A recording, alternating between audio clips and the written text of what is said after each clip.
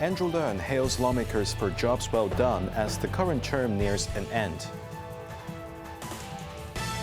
Transport Chief Mable Chan meet with Turkish authorities in the aftermath of Monday's freighter crash that claimed 2 lives.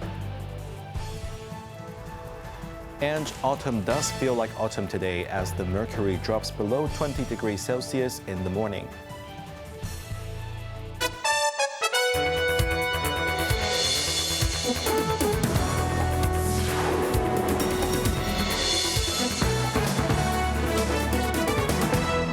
Good evening, you're watching Cable News. I'm Jeremy Chu.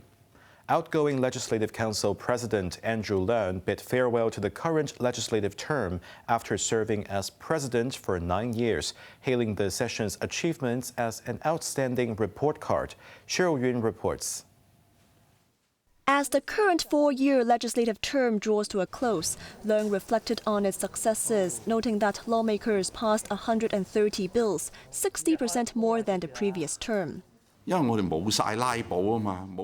attributed this productivity to a shift from years of friction to a more rational and pragmatic approach, with the absence of filibusters enabling more efficient progress.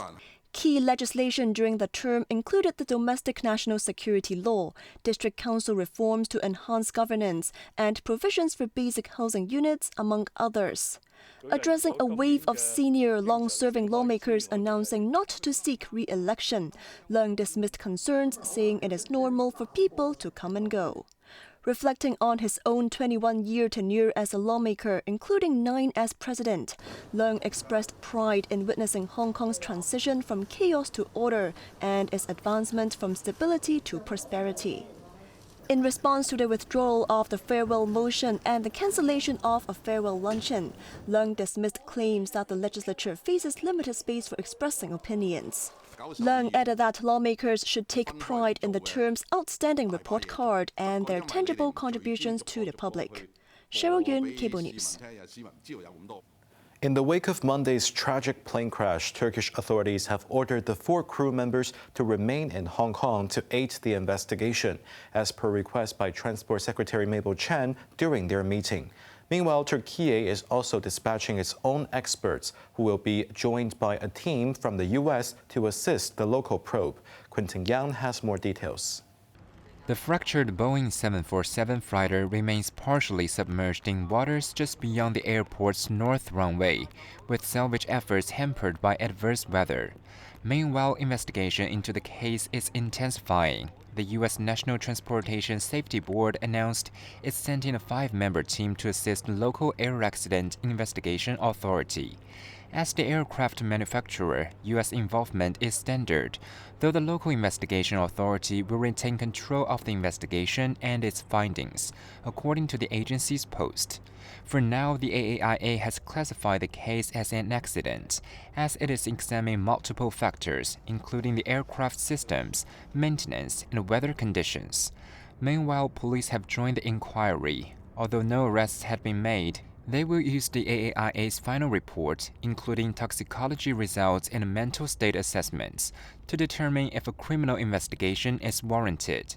Amid the probe, the Association for the Rights of Industrial Accident Victims has publicly urged the authorities to withhold the travel documents of the 4 crew members to prevent them from leaving Hong Kong and to ensure their full cooperation. The group's chief executive, Fei Xiu, also accused the Turkish ACT airline that chartered the Emirates flight of failing to contact the victims' families. However, a statement on the airline's website claims they have reached out, a development yet to be confirmed by any family members. Quentin Yang, Cable News. A strong northeast monsoon has brought a noticeable chill to the city, with the urban area recording a minimum temperature of 18.4 degrees Celsius this morning, the lowest since autumn officially began.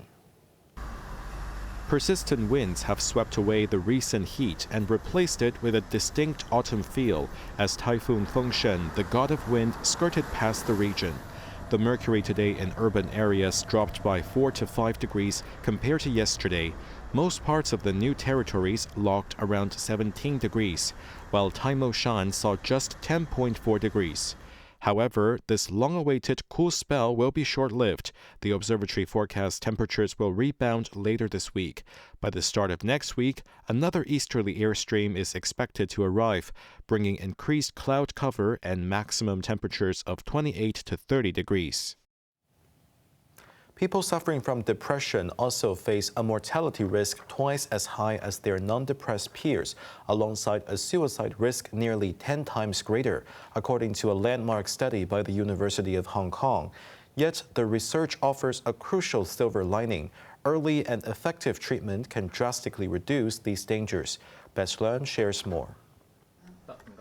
As the world's most comprehensive analysis on this topic, the HKU Department of Psychiatry reviewed 268 cohort studies spanning 27 countries and over 10 million individuals. The study shows the mortality risk is most acute immediately after diagnosis, soaring to 11 times higher within the first 180 days. This risk is further amplified for patients with underlying conditions like neurological, cardiovascular, or metabolic diseases. Researchers explain this deadly link through lifestyle factors. Corinne Wong, assistant professor at HKU's School of Public Health, said habits like smoking and physical inactivity not only increase disease risk, but also make depression harder to control. Furthermore, depression can lead to poor adherence to medication and therapy for other conditions.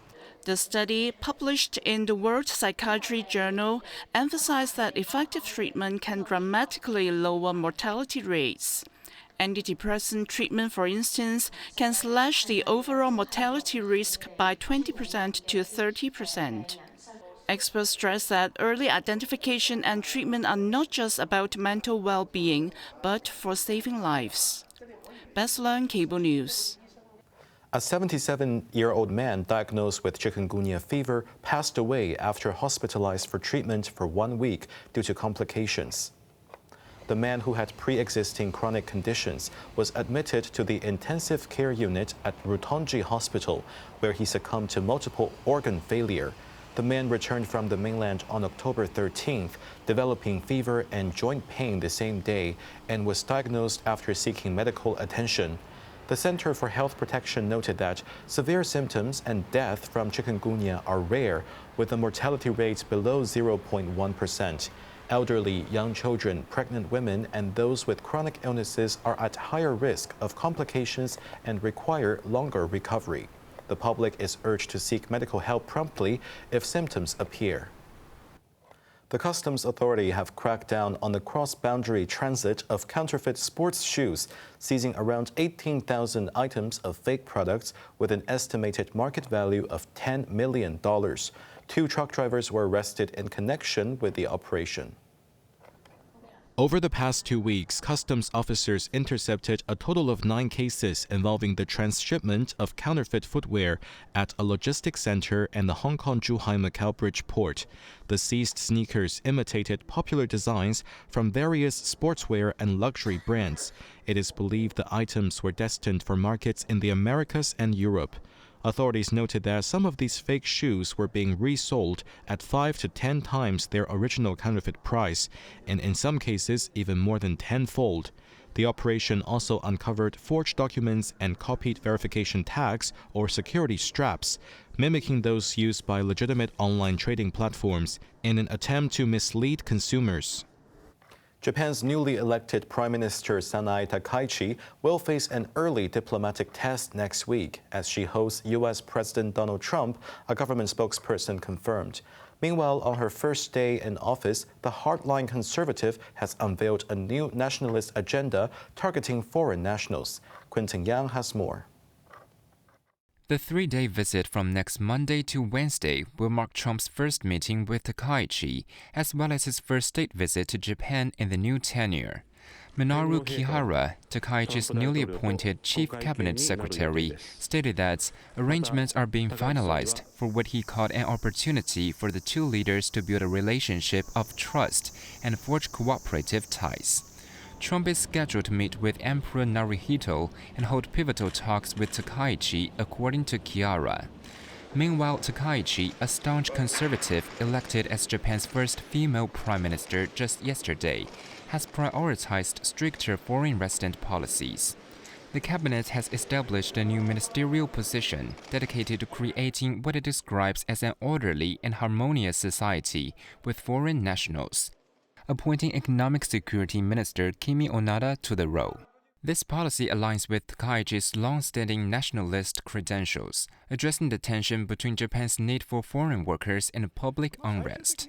Chiara explained the government's plan to strengthen its command center function to ensure that foreign nationals, including tourists, comply with existing rules so as to quench public anxiety about security and fairness. Quentin Ya, Cable News. United States President Donald Trump expected himself to reach a good trade agreement with President Xi Jinping at the upcoming Asia-Pacific Economic Cooperation Summit in South Korea next week, while also conceding that the highly anticipated talks may not happen. Speaking in the White House Rose Garden, Trump said he believed the talks would be very successful and that many people are looking forward to them. He reiterated that he has a good relationship with Xi and hopes to reach a positive agreement, though he stressed any deal must be fair. But he later added that the meeting might not happen. Since unilaterally announcing the meeting with Xi, Trump has repeatedly changed his mind. Meanwhile, in Beijing, the Foreign Ministry said yesterday it currently has no information to provide regarding the matter. In a brazen daylight robbery, 4 thieves remain on the run after stealing 8 pieces of jewelry from the Louvre in Paris, with losses estimated at 88 million euros, equivalent to about 800 million Hong Kong dollars. French Culture Minister emphasized that the security system was operating normally on the day of the incident. Cheryl Yun reports. The robbery took place on Sunday, with the culprits breaking a window and using an angle grinder to smash display cases, making off with the treasures in just 4 minutes. The stolen jewelry involved crown jewels and pieces gifted by 2 Napoleons to their wives. Paris prosecutor Louvre revealed the 88 million euro loss, emphasizing that the historical value of the stolen jewels is beyond measure, calling on the thieves not to damage or melt the artifacts for resale. Culture Minister Rashida Dati stressed that the Louvre's security systems were functioning normally on the day of the heist, and an investigation has been launched to ensure transparency. The Louvre refuted claims of outdated security, noting that targeted display cases were installed in 2019. However, media reports citing internal sources indicate that 1/3 of the museum's rooms lack surveillance camera coverage. This incident is part of a wave of museum thefts in France over the past 2 months. A Chinese woman was arrested and charged in mid-September over the theft of 1.5 million euro worth of natural gold nuggets from the Natural History Museum in Paris. Cheryl Yun, Cable News.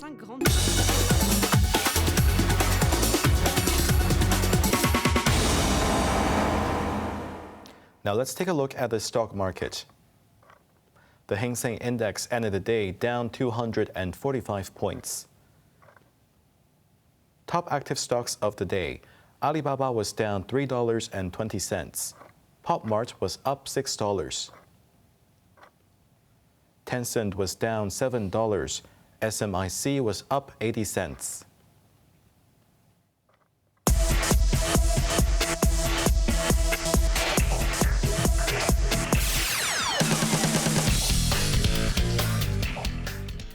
Team Hong Kong swept both gold medals on the opening day of the Asian Under-23 Fencing Championships, with Summer Faye Sit claiming the women's sabre title, while Kenton Su was crowned men's épée champion. After defeating his Kazakhstani opponent 15-12 in the men's épée semifinals, Su battled teammate Yuan Nokman to a sudden death tiebreaker in the final, narrowly prevailing 15-14 to claim the championship.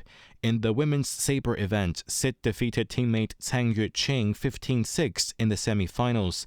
The World University Games bronze medalist then overcame Kazakhstan's fencer 15-7 in the final to clinch the title.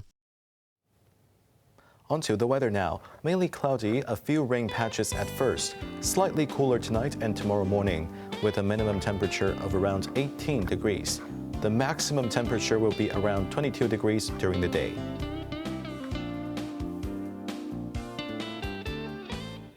That's our news tonight. I'm Jeremy Chu. Thanks for watching and good night.